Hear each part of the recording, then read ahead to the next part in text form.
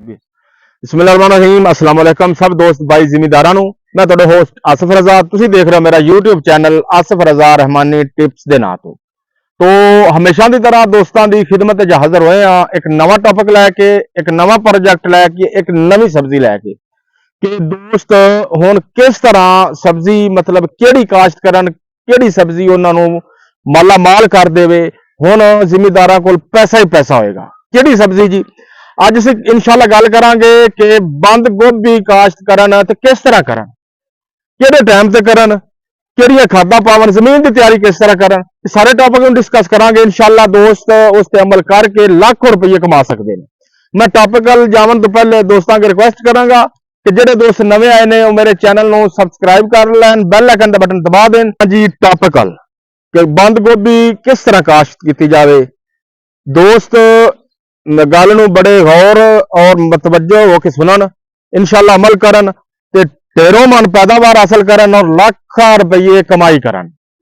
तो आओ जी सब तो पहले मैं गल करांगा जी जमीन की तैयारी दी हमेशा मैं गल करता हुन्ना जेड़ी भी वीडियो पहले बना चुका है हमेशा यही गल करी दी पहले कि जमीन की तैयारी और किस तरह की जमीन पहले नंबर ते रेतली या कलराठी या कोई इस तरह की कोई नासाजगार जी जमीन है वो किसान दोस्त जिमीदार भाई इजतनाब करन उहदे ते काश्त ना करन क्योंकि उहदे ते नहीं एडी फुल गोभी है जी बंद गोभी ये उहदे ते नहीं हो सकती।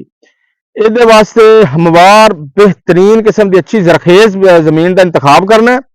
पहले नंबर तो उहदे पानी का निकास का अमल बड़ा बेहतरीन हो कोई बारिश वगैरह या कोई ज्यादा पानी दाखिल हो जाए तो उसका निकासी का बड़ा अमल ये दाखिल है वो निकासी हो जाए फिर जनाब वो तैयारी वास्ते हमवार जमीन लेजर वगैरह करा के उहदे नामियाती मादा जात या जानवरों के फुजला जड़ा जानवरों के बाकियात ये आली वगैरह वो केरा करके या पोल्ट्री की जी पोल्ट्री का वो मिलता नामियाती मादा पोल्ट्री फार्म वगैरह तो वो ट्राली लिया के एकड़ के छट्टा करन तो ये चीज़ों चंगी तरह खिलार के रौनी शौनी करके फिर उनकी तैयारी करन उनके हल चलावन गहरे हल ये ना भी चलन क्योंकि ये एडी लंबी चाल नहीं होंगी ये जो खर्चा जरा है ना बाह का वो घट होंगे थोड़ी बाद भी ये हो जाती है मतलब इनकी काश्त लेकिन जमीन बरबरा करना बहुत जरूरी है।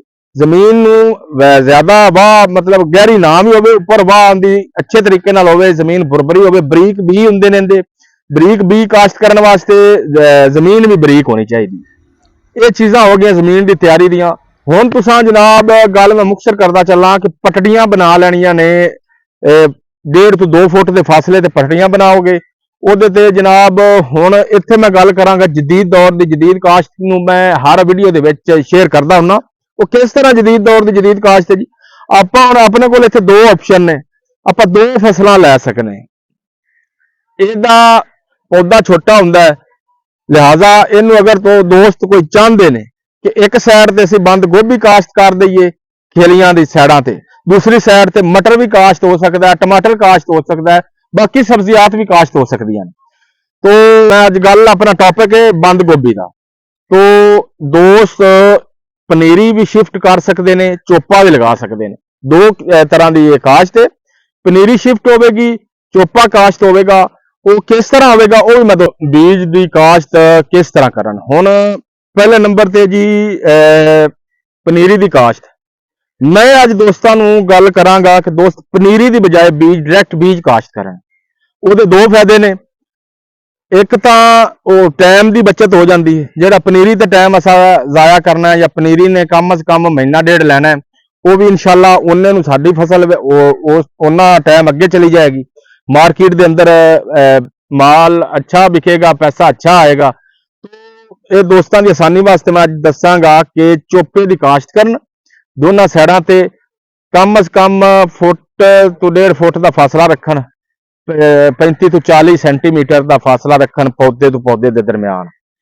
तो इन काश्त करन ये आबपाशी का ख्याल बड़ा दोस्तों रखना पैना है।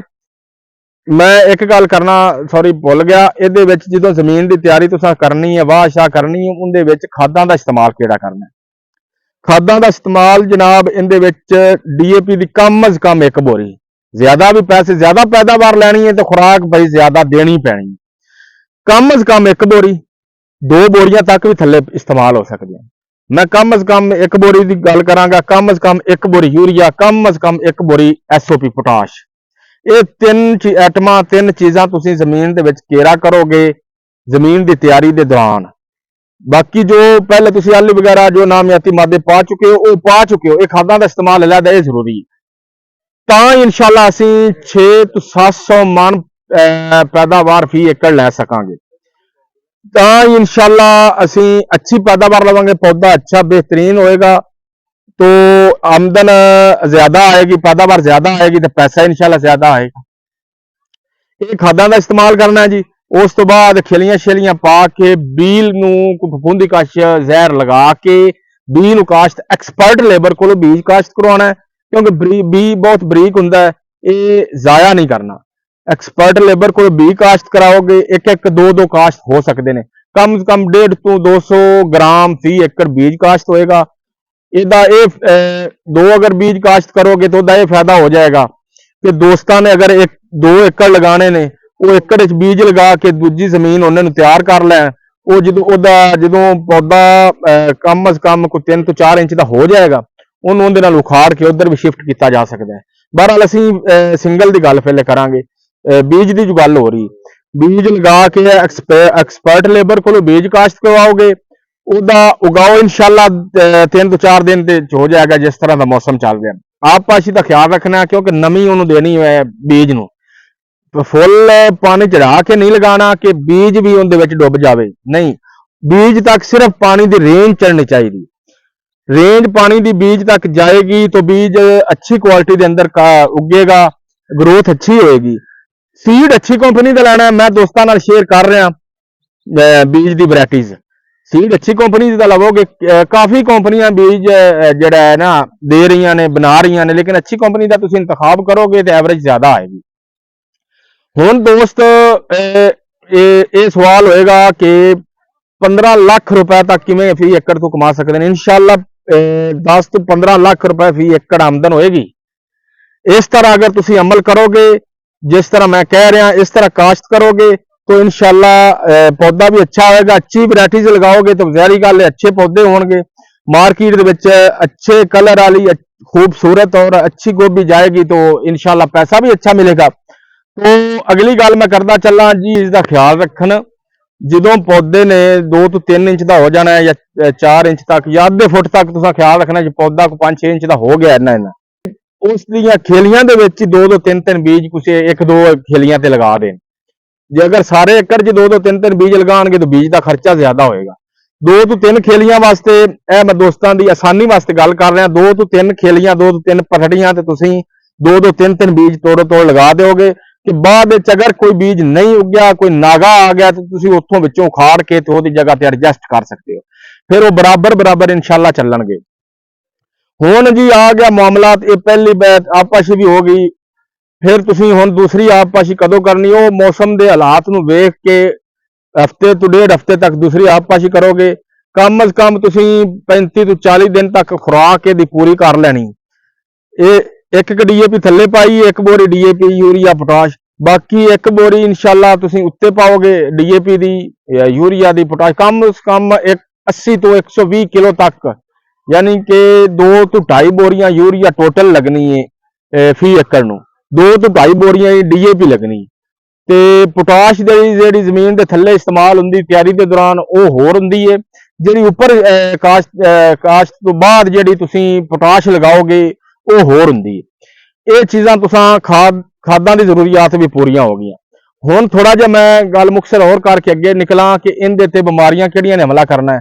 ये ज्यादातर इस अगस्त की काश्त शुदा जी गोभी होएगी, वो ज्यादातर सुंडी का हमला होएगा। उस सुंडी की रोकथाम वास्ते दोस्त स्प्रे का खासा ख्याल रखन। ਉਹਦੇ अगर तुसीं इन भरपूर अच्छी पैदावार लेना चाहते हो तो ये दोस्त कोई अमाइनो एसिड का स्प्रे लाजमी करना है। कोई भी कीड़े मार स्प्रे करोगे तो उनके अमाइनो एसिड NPK वगैरह लाजमी इस्तेमाल करना है। NPK पाउडर शेप मिलता है, वो तुसीं थले फ्लड खाद दे नाल करोगे, खादां दी अफादियत वध जाती है। ਪੌਦੇ ਨੂੰ ਅੱਛੇ ਤਰੀਕੇ ਨਾਲ ਖਾਦ ਮੁਹੱਈਆ ਹੋਏਗੀ, ਖੁਰਾਕ ਮੁਹੱਈਆ ਹੋਏਗੀ, ਉਹ ਇਨਸ਼ਾਅੱਲਾ ਗਰੋਥ ਅੱਛੀ ਕਰੇਗਾ। ਵੈਰਾਈਟੀਜ਼ ਜਿਹੜੀਆਂ ਤੁਸੀਂ ਲਗਾਈਆਂ ਨੇ, ਪੌਦਾ ਜਿਹੜਾ ਕਿਉਂਕਿ ਇਹਦਾ ਗੋਭੀ ਦਾ ਪੌਦਾ ਇਤਨਾ ਜ਼ਿਆਦਾ ਨਹੀਂ ਫੈਲਦਾ, ਜ਼ਿਆਦਾ ਤੋਂ ਜ਼ਿਆਦਾ 1000 ਤੋਂ 1200 ਗ੍ਰਾਮ ਤੱਕ ਇਹਦਾ ਹੁੰਦਾ, ਯਾਨੀ ਕਿ ਕਿਲੋ ਸਵਾ ਕਿਲੋ ਤੱਕ ਇਹਦਾ ਇੱਕ ਇਨਸ਼ਾਅੱਲਾ ਆਮਦਨ ਦੇ ਵਿੱਚ ਇਜ਼ਾਫਾ ਹੋਏਗਾ ਦੋਸਤ। ਇਸ ਦੇ ਨਾਲ ਹੀ ਪੈਸੇ ਜ਼ਿਆਦਾ ਕਮਾ।